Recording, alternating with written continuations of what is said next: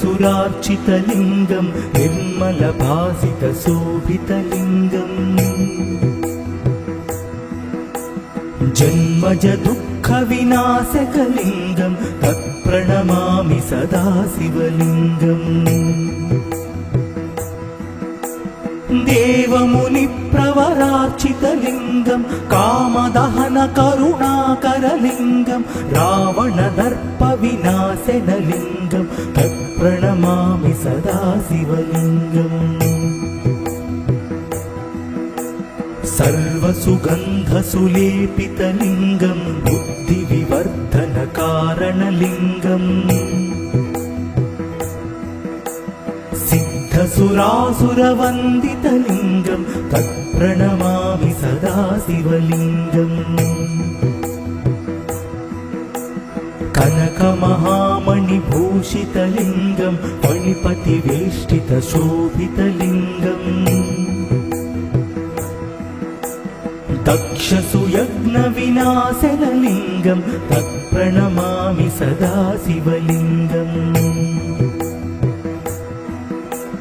कुङ्कुमचन्दनलेपितलिङ्गं पङ्कजहारसुशोभितलिङ्गं सञ्चितपापविनाशनलिङ्गं तत्प्रणमामि सदा शिवलिङ्गम्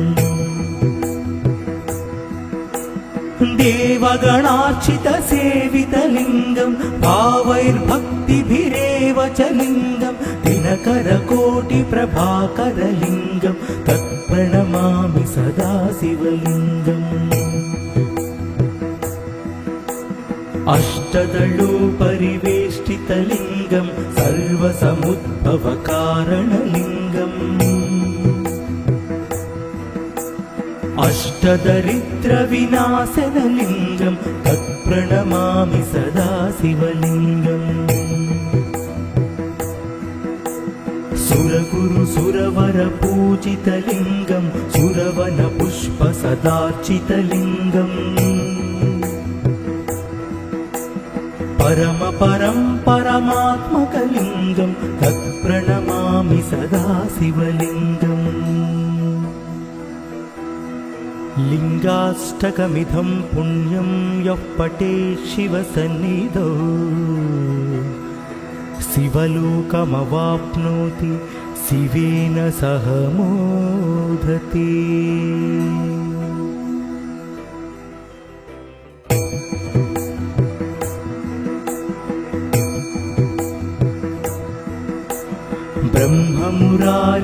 ब्रह्ममुरारिसुरार्चितलिङ्गं निर्मलभासितशोभितलिङ्गम्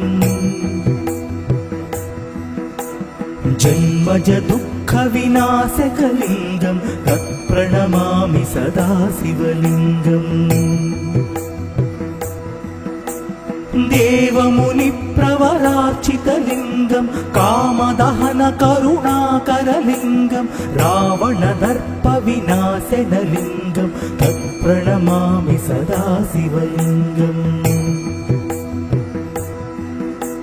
सर्वसुगन्धसुलेपितलिङ्गं बुद्धिविवर्धनकारणलिङ्गम् सिद्धसुरासुरवन्दितलिङ्गं तत्प्रणमामि सदा शिवलिङ्गम् कनकमहामणिभूषितलिङ्गं फणिपतिवेष्टितशोभितलिङ्गम्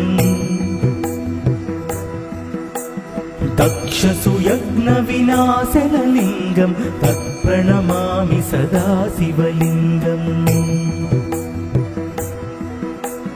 कुङ्कुमचन्दनलेपितलिङ्गं पङ्कजहारसुशोभितलिङ्गं सञ्चितपापविनाशनलिङ्गं तत्प्रणमामि सदा शिवलिङ्गम्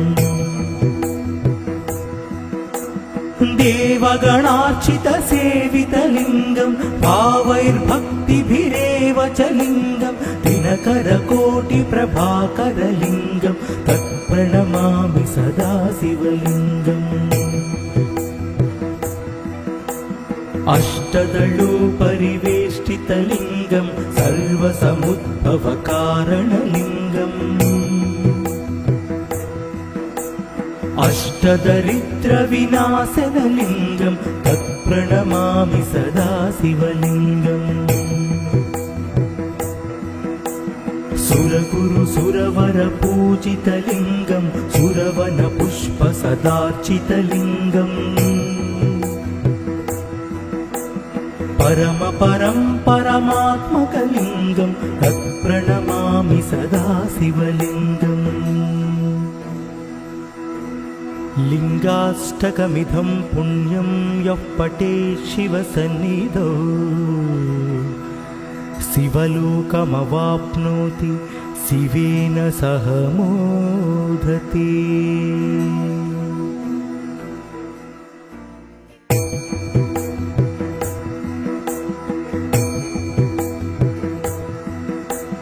ब्रह्ममुरारिसुरार्चितलिङ्गं निर्मलभासितशोभितलिङ्गम् जन्मज दुःखविनाशकलिङ्गं तत्प्रणमामि सदा शिवलिङ्गम् देवमुनिप्रवरार्चितलिङ्गं कामदहनकरुणाकरलिङ्गं रावणदर्पविनाशनलिङ्गं तत्प्रणमामि सदा शिवलिङ्गम् सर्वसुगन्धसुलेपितलिङ्गं बुद्धिविवर्धनकारणलिङ्गम्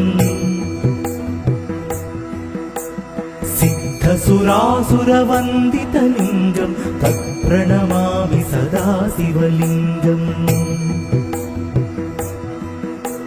कनकमहामणिभूषितलिङ्गं फणिपतिवेष्टितशोभितलिङ्गम् दक्षसुयज्ञविनाशनलिङ्गं तत्प्रणमामि सदा शिवलिङ्गम् कुङ्कुमचन्दनलेपितलिङ्गं पङ्कजहारसुशोभितलिङ्गं सञ्चितपापविनाशनलिङ्गं तत्प्रणमामि सदा शिवलिङ्गम् देवगणार्चितसेवितलिङ्गं भावैर्भक्तिभिरेव च लिङ्गं दिनकरकोटिप्रभाकरलिङ्गं तत्प्रणमामि सदा शिवलिङ्गम् अष्टदलोपरिवेष्टितलिङ्गं सर्वसमुद्भवकारणलिङ्गम् अष्टदरिद्रविनाशनलिङ्गं तत्प्रणमामि सदा शिवलिङ्गम् सुरगुरु सुरवर पूजितलिङ्गं सुरवन पुष्प सदार्चितलिङ्गम् परम परं परमात्मकलिङ्गं तत्प्रणमामि सदा शिवलिङ्गम्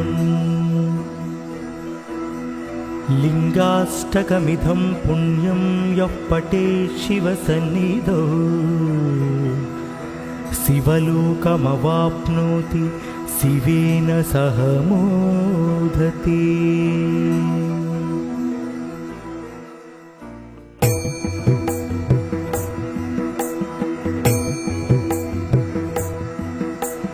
ब्रह्ममुरारिसुरार्चितलिङ्गं निर्मलभासितशोभितलिङ्गम् जन्मज दुःखविनाशकलिङ्गं तत्प्रणमामि सदा शिवलिङ्गम् देवमुनिप्रवरार्चितलिङ्गं कामदहनकरुणाकरलिङ्गं रावणदर्पविनाशनलिङ्गं तत्प्रणमामि सदा शिवलिङ्गम् सर्वसुगन्धसुलेपितलिङ्गं बुद्धिविवर्धनकारणलिङ्गम् सिद्धसुरासुरवन्दितलिङ्गं तत्प्रणमामि सदा शिवलिङ्गम् कनकमहामणिभूषितलिङ्गं फणिपतिवेष्टितशोभितलिङ्गम् दक्षसुयज्ञविनाशनलिङ्गं तत्प्रणमामि सदा शिवलिङ्गम् कुङ्कुमचन्दनलेपितलिङ्गं पङ्कजहारसुशोभितलिङ्गं सञ्चितपापविनाशनलिङ्गं तत्प्रणमामि सदा शिवलिङ्गम् देवगणार्चितसेवितलिङ्गं भावैर्भक्तिभिरेव च लिङ्गं दिनकरकोटिप्रभाकरलिङ्गं तत्प्रणमामि सदा शिवलिङ्गम् अष्टदलोपरिवेष्टितलिङ्गं सर्वसमुद्भवकारणलिङ्गम् अष्टदरिद्रविनाशनलिङ्गं तत्प्रणमामि सदा शिवलिङ्गम् सुरगुरुसुरवरपूजितलिङ्गं सुरवनपुष्पसदार्चितलिङ्गम् परमात्मकलिङ्गं तत्प्रणमामि सदा शिवलिङ्गम्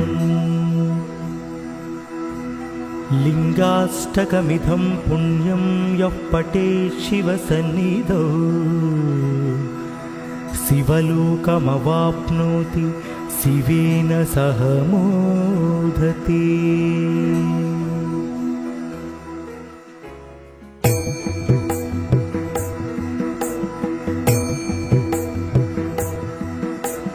ब्रह्ममुरारिसुरार्चितलिङ्गं निर्मलभासितशोभितलिङ्गम् जन्मजदुःखविनाशकलिङ्गं तत्प्रणमामि सदा शिवलिङ्गम्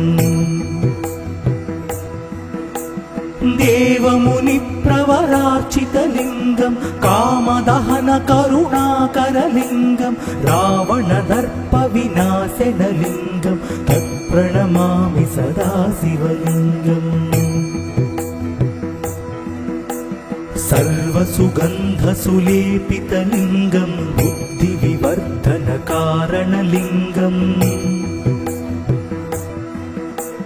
सिद्धसुरासुरवन्दितलिङ्गं तत्प्रणमामि सदा शिवलिङ्गम् कनकमहामणिभूषितलिङ्गं फणिपतिवेष्टितशोभितलिङ्गम् दक्षसुयज्ञविनाशनलिङ्गं तत्प्रणमामि सदा शिवलिङ्गम् कुङ्कुमचन्दनलेपितलिङ्गं पङ्कजहारसुशोभितलिङ्गं सञ्चितपापविनाशनलिङ्गं तत्प्रणमामि सदा शिवलिङ्गम् देवगणार्चितसेवितलिङ्गं भावैर्भक्तिभिरेव च लिङ्गं दिनकरकोटिप्रभाकरलिङ्गं तत्प्रणमामि सदा शिवलिङ्गम् अष्टदलोपरिवेष्टितलिङ्गं सर्वसमुद्भवकारणलिङ्गम् अष्टदरिद्रविनाशनलिङ्गं तत्प्रणमामि सदा शिवलिङ्गम् सुरगुरुसुरवरपूजितलिङ्गं सुरवनपुष्पसदार्चितलिङ्गम् परमात्मकलिङ्गं तत्प्रणमामि सदा शिवलिङ्गम् लिङ्गाष्टकमिदं पुण्यं यः पठेत् शिवसन्निधौ शिवलोकमवाप्नोति शिवेन सह मोदते।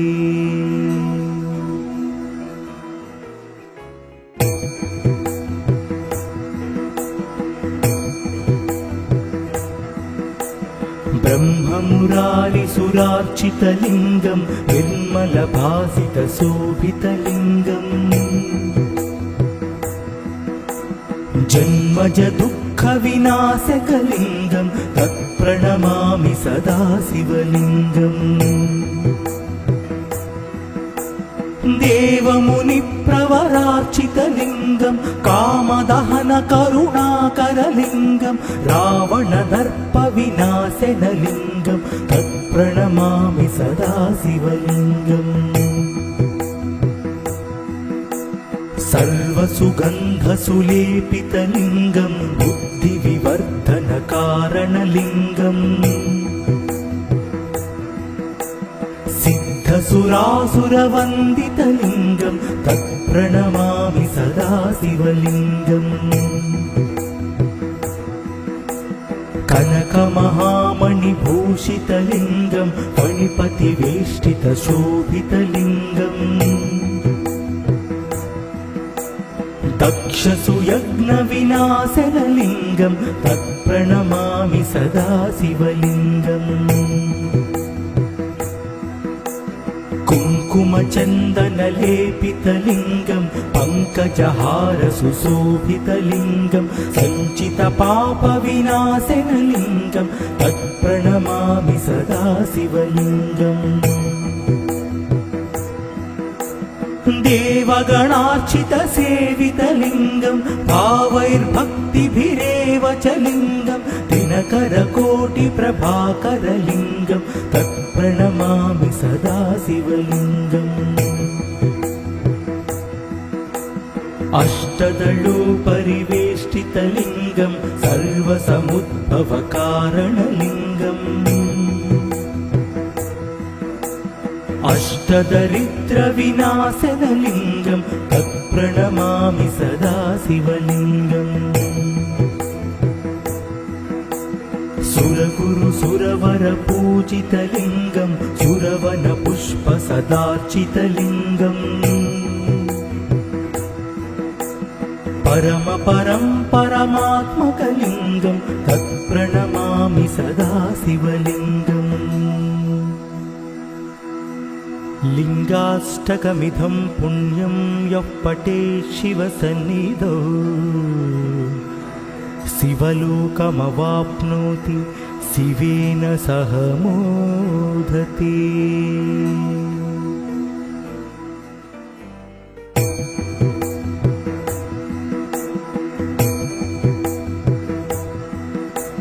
ब्रह्ममुरारिसुरार्चितलिङ्गं निर्मलभासितशोभितलिङ्गम्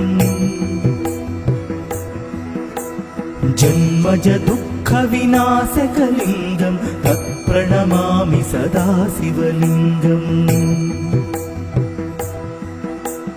देवमुनिप्रवरार्चितलिङ्गं कामदहनकरुणाकरलिङ्गं रावणदर्पविनाशनलिङ्गं तत्प्रणमामि सदा शिवलिङ्गम् सर्वसुगन्धसुलेपितलिङ्गं बुद्धिविवर्धनकारणलिङ्गम् सिद्धसुरासुरवन्दितलिङ्गं तत्प्रणमामि सदा शिवलिङ्गम् कनकमहामणिभूषितलिङ्गं फणिपतिवेष्टितशोभितलिङ्गम् दक्षसुयज्ञविनाशनलिङ्गं तत्प्रणमामि सदा शिवलिङ्गम् कुङ्कुमचन्दनलेपितलिङ्गं पङ्कजहारसुशोभितलिङ्गं सञ्चितपापविनाशनलिङ्गं तत्प्रणमामि सदा शिवलिङ्गम् देवगणार्चितसेवितलिङ्गं भावैर्भक्तिभिरेव च लिङ्गं दिनकरकोटिप्रभाकरलिङ्गं तत्प्रणमामि सदा शिवलिङ्गम् अष्टदलोपरिवेष्टितलिङ्गं सर्वसमुद्भवकारणलिङ्गम् अष्टदरिद्रविनाशनलिङ्गं तत्प्रणमामि सदा शिवलिङ्गम् सुरवरपूजितलिङ्गं सुरवनपुष्पसदार्चितलिङ्गम् परमपरं परमात्मकलिङ्गं तत्प्रणमामि सदा शिवलिङ्गम् लिङ्गाष्टकमिदं पुण्यं यः पठेत् शिवसन्निधौ शिवलोकमवाप्नोति शिवेन सह मोदते।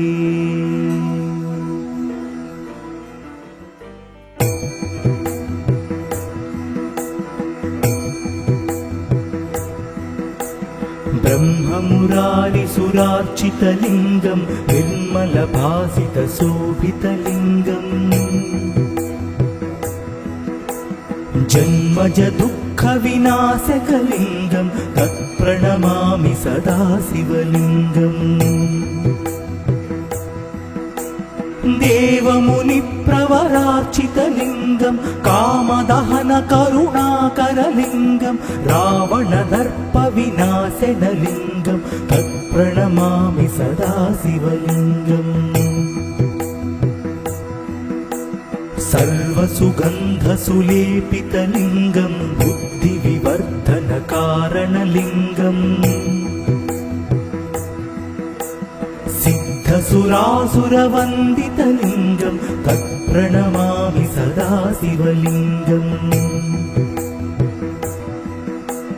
कनकमहामणिभूषितलिङ्गं फणिपतिवेष्टितशोभितलिङ्गम्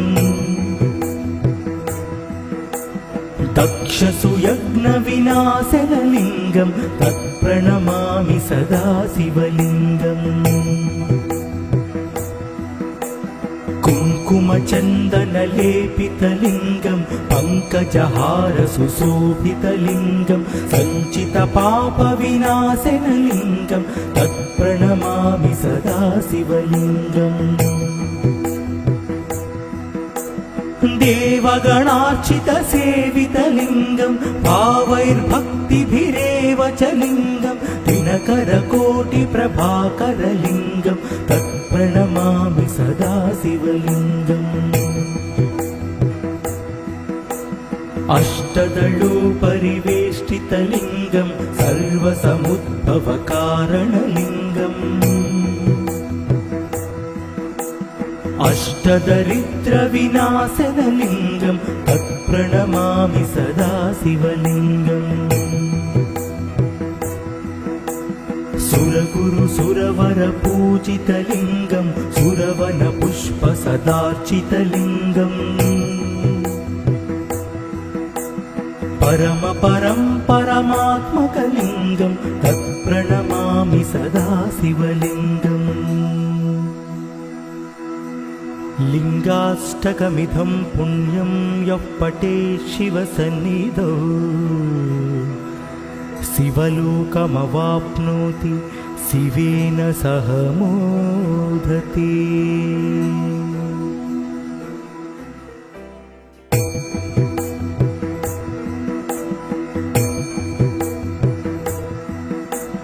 ब्रह्ममुरारिसुरार्चितलिङ्गं निर्मलभासितशोभितलिङ्गम् जन्मज दुःखविनाशकलिङ्गं तत्प्रणमामि सदा शिवलिङ्गम् देवमुनिप्रवरार्चितलिङ्गं कामदहनकरुणाकरलिङ्गं रावणदर्पविनाशनलिङ्गं तत्प्रणमामि सदा शिवलिङ्गम् सर्वसुगन्धसुलेपितलिङ्गं बुद्धिविवर्धनकारणलिङ्गम् सिद्धसुरासुरवन्दितलिङ्गं तत्प्रणमामि सदा शिवलिङ्गम् कनकमहामणिभूषितलिङ्गं फणिपतिवेष्टितशोभितलिङ्गम् दक्षसुयज्ञविनाशनलिङ्गं तत्प्रणमामि सदा शिवलिङ्गम् कुङ्कुमचन्दनलेपितलिङ्गं पङ्कजहारसुशोभितलिङ्गं सञ्चितपापविनाशनलिङ्गं तत्प्रणमामि सदा शिवलिङ्गम् देवगणार्चितसेवितलिङ्गं भावैर्भक्तिभिरेव च लिङ्गं दिनकरकोटिप्रभाकरलिङ्गं तत्प्रणमामि सदा शिवलिङ्गम् अष्टदलोपरिवेष्टितलिङ्गं सर्वसमुद्भवकारणलिङ्गम् अष्टदरिद्रविनाशनलिङ्गं तत्प्रणमामि सदा शिवलिङ्गम् सुरगुरुसुरवरपूजितलिङ्गं सुरवनपुष्पसदार्चितलिङ्गम् परमात्मकलिङ्गं तत्प्रणमामि सदा शिवलिङ्गम् लिङ्गाष्टकमिदं पुण्यं यः पठेत् शिवसन्निधौ शिवलोकमवाप्नोति शिवेन सह मोदते।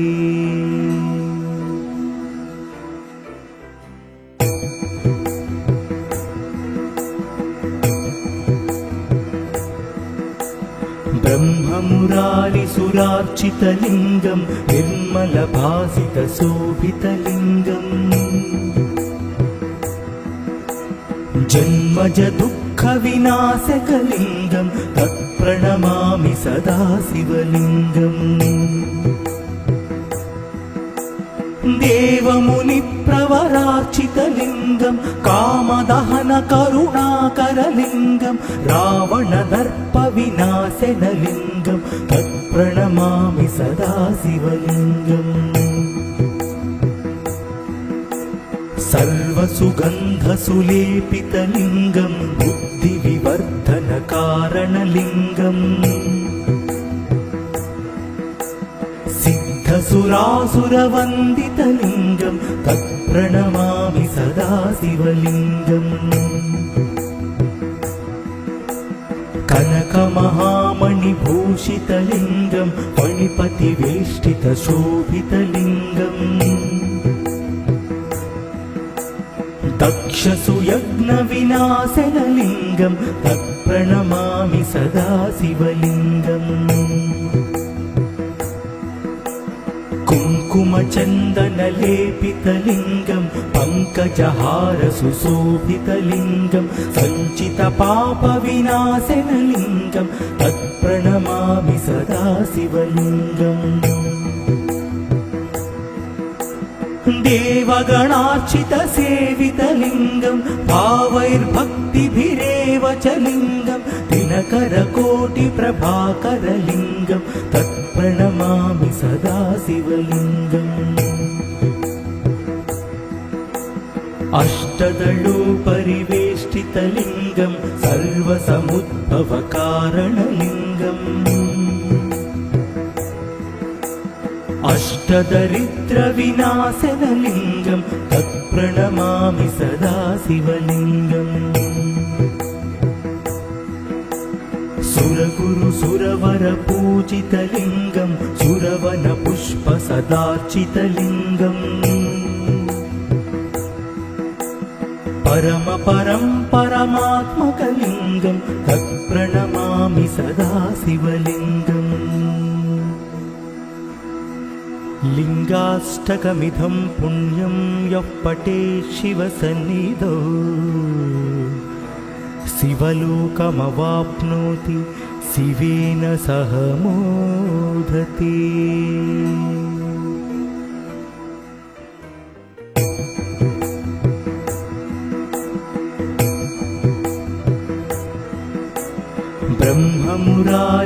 ब्रह्ममुरारिसुरार्चितलिङ्गं निर्मलभासितशोभितलिङ्गम् जन्मजदुःखविनाशकलिङ्गं तत्प्रणमामि सदा शिवलिङ्गम् देवमुनिप्रवरार्चितलिङ्गम्